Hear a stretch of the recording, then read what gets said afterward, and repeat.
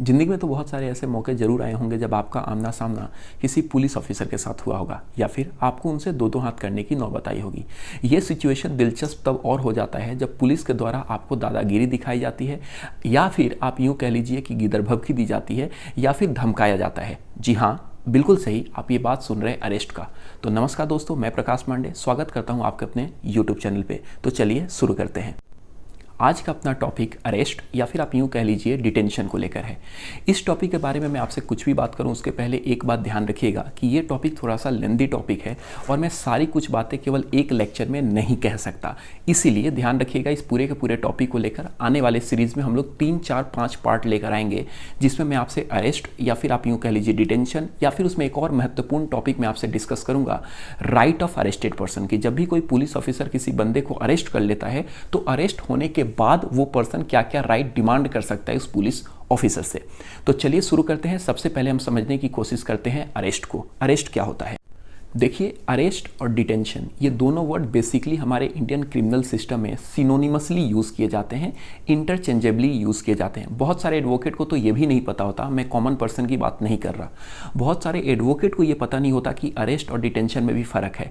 ध्यान रखिए, मैं भी इस बात से एग्री करता हूँ कि अरेस्ट और डिटेंशन लगभग 99% सेम होते हैं, लेकिन इनमें 1% का डिफरेंट है। और वो 1% का डिफरेंट क्या है, बड़े ध्यान से सुनिएगा कि डिटेंशन और अरेस्ट दोनों का लीगल मीनिंग यही होता है taken a person into custody. जब आप किसी पर्सन को कस्टडी में ले लेते हो, यानी अपने कंट्रोल में ले लेते हो और उसके लिबर्टी और उसके फ्रीडम को रिस्ट्रिक्ट कर देते हो, तो कहा जाता है कि आपने सामने वाले को डिटेन कर लिया है या फिर आपने सामने वाले को क्या कर लिया है, अरेस्ट कर लिया है। लेकिन इसमें फर्क यह है कि ध्यान रखिए, अरेस्ट जो वर्ड है वो डिटेंशन से थोड़ा सा लीगलाइज्ड है। मैं कम ऑन रिपीट करता हूं फिर से कि जो अरेस्ट वर्ड है वो डिटेंशन से थोड़ा सा लीगलाइज्ड है। देखिए, डिटेंशन जो वर्ड है ना वो बहुत ज़्यादा फॉर्मल तरीके से यूज़ किया जाता है। एग्जाम्पल के तौर पे सपोज आप अपने गर्लफ्रेंड या बॉयफ्रेंड से मिलने जा रहे हो और आपके पापा को ये बात पसंद नहीं है और उन्होंने आपको अपने रूम में लॉक कर दिया।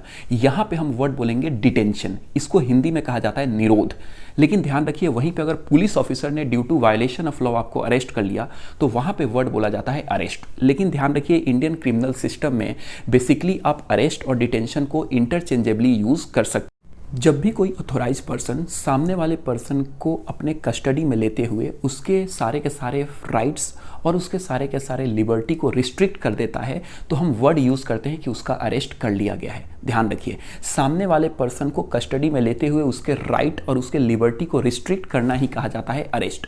अब जैसे मैंने ये वर्ड समझाया आपको कि अरेस्ट क्या होता है, वैसे ही आपके मन में एक सवाल आया होगा कि हमारे इंडिया में ये अरेस्ट को एग्जीक्यूट कौन करता है, मतलब हु कैन मेक अरेस्ट, कौन अरेस्ट कर सकता है। तो ध्यान रखिए, सीआरपीसी 1973 को ध्यान में रखते हुए मैं ये बोल सकता हूँ कि हमारे इंडिया में बेसिकली 3 लोग अरेस्ट कर सकते हैं। मैं रिपीट करता हूँ, 3 लोग अरेस्ट कर सकते हैं। जनरली ये मिथ है कि अरेस्ट केवल पुलिस ऑफिसर करती है, ऐसा नहीं है। जब आप कोड ऑफ क्रिमिनल प्रोसीजर 1973 को देखेंगे तो वहां पे सेक्शन नंबर 41 में पुलिस ऑफिसर को पावर है कि police officer violation of law को ध्यान में रखते हुए किसी को भी अरेस्ट कर सकती है। तो सेक्शन नंबर 41 पावर देता है पुलिस ऑफिसर को अरेस्ट करने का।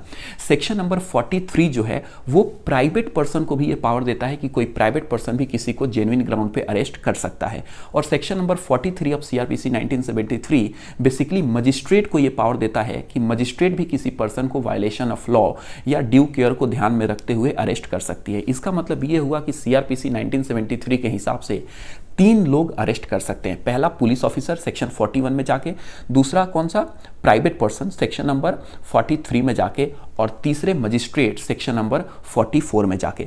अब यहाँ पे एक और मिथ है, उस मिथ को मैं क्लियर कर दूं अरेस्ट को लेकर। जनरली लोगों का ये मानना है कि कोई भी पुलिस ऑफिसर किसी को अरेस्ट तब करे जब मामला कॉग्निजेबल ऑफेंस का हो। अब ध्यान रखिए, कॉग्निजेबल ऑफेंस क्या होता है, नॉन कॉग्निजेबल ऑफेंस क्या होता है, उस पर मैं एक अलग से वीडियो आपको बना दूंगा। ध्यान रखिए, जनरली लोगों का ये मानना है कि कॉग्निजेबल ऑफेंस में ही पुलिस ऑफिसर आपको अरेस्ट कर लेगी। ये भी एक मिथ है, ये भी एक मिथ्या है। सच्चाई ये है कि पुलिस ऑफिसर आपको नॉन कॉग्निजेबल ऑफेंस के केस में भी अरेस्ट कर सकती है अगर आपने पुलिस ऑफिसर को अपना डिटेल देने से मना कर दिया और रिकॉर्ड को फर्निश करने से मना कर दिया। ये बातें सेक्शन नंबर 42 ऑफ सीआरपीसी में लिखी गई। इंडिया में डिटेंशन या अरेस्ट को ब्रॉडली 3 कैटेगरी में बांटा जा सकता है। सबसे पहला कैटेगरी है वो है प्यूनिटिव डिटेंशन, जिसको हिंदी में दंडात्मक कार्रवाई कहते हैं। दूसरा है वो अंडर ट्रायल डिटेंशन है, इसको कहते हैं विचाराधीन कार्रवाई, और तीसरा जो है उसको कहते हैं प्रिवेंटिव डिटेंशन, जिसको आप लोग निरोधक कार्रवाई भी कह सकते हैं। तो रिपीट करता हूं, हमारे भारत में 3 तरीके के अरेस्ट होते हैं। पहला होता है प्यूनिटिव डिटेंशन, दूसरा होता है अंडर ट्रायल डिटेंशन, और तीसरा होता है प्रिवेंटिव डिटेंशन। बड़े ध्यान से समझिएगा, आज के लेक्चर में मैं केवल आपसे अरेस्ट के बारे में डिस्कस करने की कोशिश करूंगा, राइट्स वगैरह मैं आपको पार्ट 2 में अपलोड करूंगा। तो सबसे पहले शुरू करते हैं प्यूनिटिव डिटेंशन क्या होता है। ध्यान रखिए, आपने कोई भी ऑफेंस कमिट करी, मतलब आपने कोई भी कांड क्रिएट किया, कांड करने के बाद आपके खिलाफ मामला कोर्ट में गया, कोर्ट ने आपके विरुद्ध में क्या किया, फैसला सुनाया। जब भी कोर्ट आपके विरुद्ध फैसला सुनाए और उसके बाद आपको जेल में डाला जाए, इसे कहते हैं प्यूनिटिव डिटेंशन। जैसे मिस्टर राम ने मर्डर किया, मिस्टर राम ने रेप किया, रेप करने के बाद मामला कोर्ट में गया, कोर्ट ने उनके खिलाफ फैसला देते हुए उनको 10 साल के लिए कारावास किया। यहाँ पे 10 साल का जो सजा है वो प्यूनिटिव डिटेंशन बोला जाएगा, यानी दंडात्मक कार्रवाई। आपने दंड किया, उसके आपने कोई ऑफेंस कमिट करी जिसके कारण आपको दंड दिया गया, this is called punitive detention.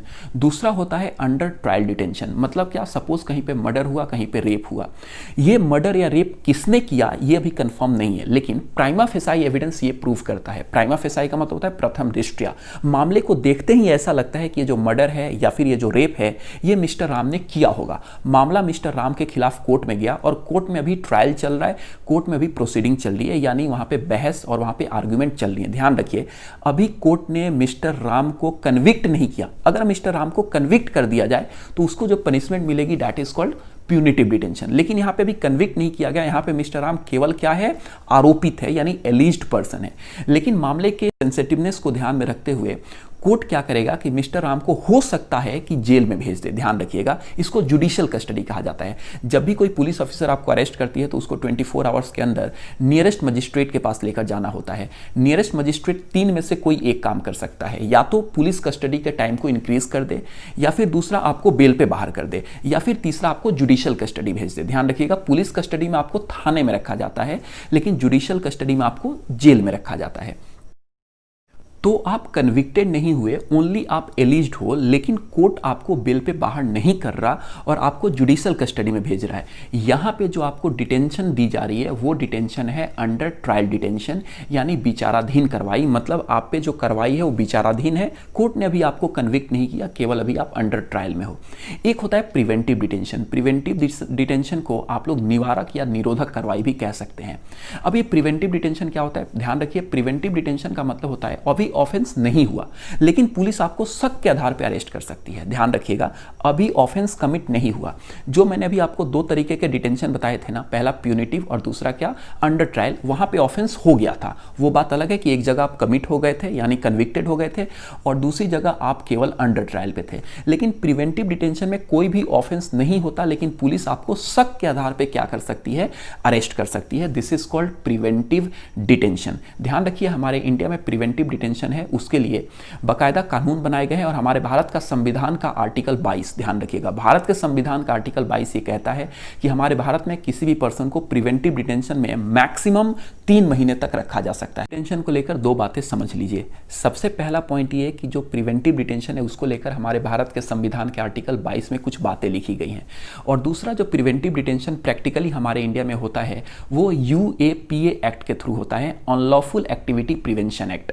सबसे पहले ध्यान रखिए, भारत का संविधान कहता है कि हमारे इंडिया में किसी भी पर्सन को अगर प्रिवेंटिव डिटेन किया जाए, मतलब शक के आधार पर अरेस्ट किया जाए, तो उसकी मैक्सिमम जो टेन्योर होगा यानी मैक्सिमम जो ड्यूरेशन होगी वो 3 महीने की होगी। तो ध्यान रखिए, 3 मंथ से ज्यादा, मैक्सिमम 3 मंथ से कोई भी बंदे को हम लोग प्रिवेंटिव डिटेंशन में नहीं रख सकते। प्रिवेंटिव डिटेंशन पे आप 1 महीने रखिए, 2 महीने रखिए, 1 दिन रखिए, 3 महीने रखिए, लेकिन 3 महीने से ज्यादा नहीं रख सकते। अच्छा, ध्यान रखिए, 3 महीने से ज्यादा अगर आप किसी पर्सन को शक के आधार पर डिटेन करना चाहते हो तो वहां पे आपको बाकायदा एक एडवाइजरी बोर्ड है, एडवाइजरी बोर्ड से अप्रूवल लेना होगा, और उसके लिए या फिर बाकायदा आप पार्लियामेंट में कानून पास करिए, और कानून पास करने के बाद ही आप किसी पर्सन को प्रिवेंटिव डिटेंशन में 3 महीने से ज्यादा रख सकते हो। तो ध्यान रखिए, 3 महीने से ज्यादा प्रैक्टिकली प्रैक्टिकली पॉसिबल नहीं है as per the constitution of India until और अनलेस कि जब तक आप एडवाइजरी बोर्ड का अप्रूवल नहीं ले लेते या फिर बाकायदा हमारे इंडियन पार्लियामेंट में उसके लिए बाकायदा कानून पास ना हो गया हो, तब तक आप किसी पर्सन को 3 महीने से ज़्यादा प्रिवेंटिव डिटेंशन में नहीं रख सकते। ये तो पहला चीज़ ध्यान रखिए। दूसरा चीज़, एक और चीज़ ध्यान रखिएगा कि प्रैक्टिकली हमारे इंडिया में आज प्रिवेंटिव डिटेंशन किए जाते हैं वो UAPA एक्ट के थ्रू किया जाता है, that is unlawful activity prevention act. ध्यान रखिए, इसके पहले भी हमारे इंडिया में एक टाडा एक्ट हुआ करता था, Tada terrorist activity disruptive act. उसके बाद पोटा आया, prevention of terrorist activity act. उसके बाद नेशनल सिक्योरिटी इंटरेस्ट एक्ट आया। ऐसे करके बहुत सारे कानून आते गए, खत्म होते गए। उसके लिए लॉन्ग पॉलिटिकल डिबेट्स है, उस पर मैं नहीं जाना चाहता। लेकिन करंट राइट नाउ अगर मैं 2019, 2020, 2021, 22 या फ्यूचर, अब मुझे नहीं पता कि आगे क्या आने वाला है, लेकिन अगर मैं राइट नाउ की बात करूं तो हमारे इंडिया में जितने भी प्रिवेंटिव डिटेंशन होती हैं वो अनलॉफुल एक्टिविटी प्रिवेंशन एक्ट के थ्रू की जाती हैं। ये जो प्रिवेंटिव डिटेंशन है, इसको लेकर बहुत सारे लोगों का यह भी मानना है कि आज़ाद भारत में ये प्रिवेंटिव डिटेंशन का कॉन्सेप्ट नहीं होना चाहिए। और ये जो प्रिवेंटिव डिटेंशन है, इसका सबसे ज़्यादा माहौल इमरजेंसी के टाइम में इंदिरा गांधी ने उड़ाया था, जब उन्होंने मीसा एक्ट के थ्रू, मैं रिपीट करता हूं, मीसा एक्ट के थ्रू, जब 1975 में इमरजेंसी लगाई थी इंदिरा गांधी ने, तो वहां पे मीसा एक्ट के थ्रू, मीसा का फुल फॉर्म है maintenance of internal security act. तो इस मीसा एक्ट के थ्रू उन्होंने बहुत सारे पॉलिटिकल लीडर्स को रातों रात अरेस्ट किया था, चाहे मैं मोरारजी देसाई की बात करूं, अटल बिहारी वाजपेयी जी की बात करूं, एक्सेट्रा। तो यहां पे तो कहा यह भी जाता है कि 1975 में सारे लोगों को जेल में रखा गया मीसा के थ्रू, यानी ये मीसा प्रिवेंटिव डिटेंशन को लेकर ही कानून था। तो इस पूरे के पूरे, ये पूरे हमारे भारत के एक सेकुलर बोलूं या फिर डेमोक्रेटिक कंट्री बोलूं या इंडिपेंडेंट कंट्री बोलूं, उस पर काला धब्बा है। ये 1975 जून की आधी रात को इमरजेंसी लगाई गई थी। और ऐसा माना जाता है कि 1976 में, मतलब 1975 में इमरजेंसी लगाई गई और 1976 में एक well known political leader Lalu Prasad Yadav इस पूरे के पूरे कानून को याद रखने के लिए कि लोगों के मन में ये जीवित रहे कानून, इसलिए उन्होंने अपनी बेटी का नाम मीसा रखा। Misa that is maintenance of internal security act. इस मीसा के नाम से लालू यादव ने अपनी बेटी मीसा भारती, जिनका जन्म 1976 में हुआ था, तो लालू यादव उस समय जेल में थे। 1975 में ये कानून लगा हो मीसा, और 1976 तक लालू यादव जेल में रहे, और जेल में रहते हुए उन्होंने एक बेटी को जन्म दिया, राबड़ी देवी ने, तो उनका नाम मीसा भारती रखा गया था, जो हमारी मेंबर ऑफ पार्लियामेंट भी है।